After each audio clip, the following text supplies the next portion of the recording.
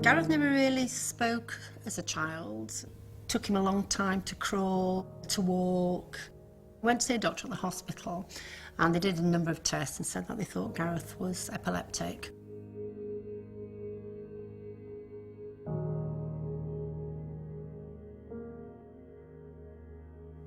They said that perhaps due to the brain damage that he would never be above 5 in learning and possibly 3 in social skills. And I just looked at him and said, if I believed you, I'd give up now, and I don't. I think there is something that will unlock this child and he will develop at his pace and achieve something.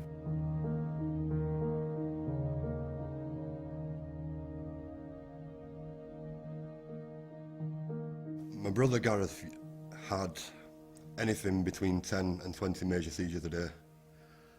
And to see that as a younger brother not fully understanding what was wrong was hard. I met Gareth when he was quite young. He was referred to me because his epilepsy was proving very difficult to control. I was in a position where I had to look at a number of other options. Gareth's mum came to me and said she'd heard about this new device called a vagus nerve stimulator. I said, I want it for Gareth, and he said, well, I think Gareth would be a really suitable candidate, but it's not available in the NHS. And indeed, she started fundraising for Gareth to get this device. The good news was that the company said, actually, we'll donate the device, and we were able to implant that into Gareth. But actually that was the start of the charity Fable, because Gareth's mum then said, well, we've raised this money, we should be using this for other children who might benefit from the vagus nerve stimulator. I think he now thinks he's unleashed a wild woman, because I never stopped from there. So we funded implant after implant and then just developed as a charity. Till now we run the National Support Network, we run the Patient Support Group. Fable stands for A Better Life with Epilepsy. Sandra's got the attitude that, well, if someone says we need it, then we'll do it. Anything that has any sort of impact on the quality of life of a patient or a family, Sandra will do it at whatever cost.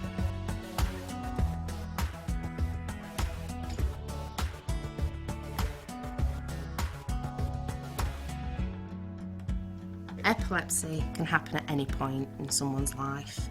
You could be 3, you could be 14, you could be 40. Just because you've never had it before doesn't mean you won't end up with it. It was when I was 18 studying at university, that's when it went wrong.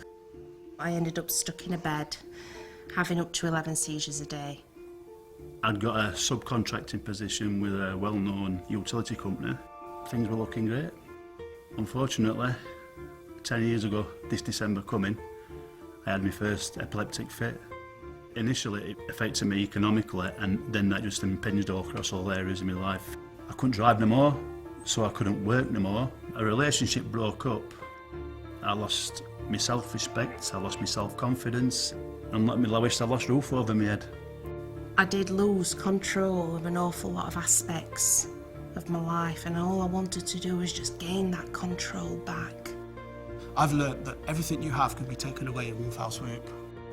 But Fable have shown me that if one door slams in my face, another door opens. I've been coming to the support group for just under 4 years now, and I absolutely love it.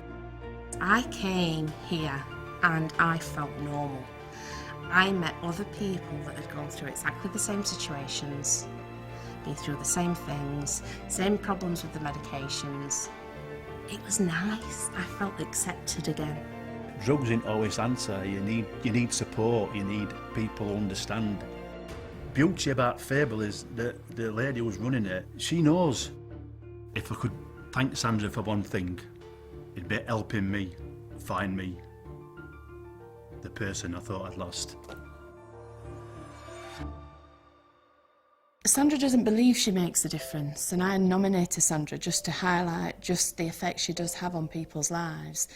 She'll never just stop and say, right, we've achieved what we've achieved. She'll always find something else to achieve and a gap to fulfil. She has fought so hard for her son, but has taken that fight to say, actually, I'm not just interested in my son, but I'm interested and committed to all other people in the same situation. For the last 20 years, Sandra has raised £3.5 million. It's a staggering figure. And she hopes with the money that she's got from winning her Tesco Mum of the Year award to start a support group for pregnant women with epilepsy. So she's not stopping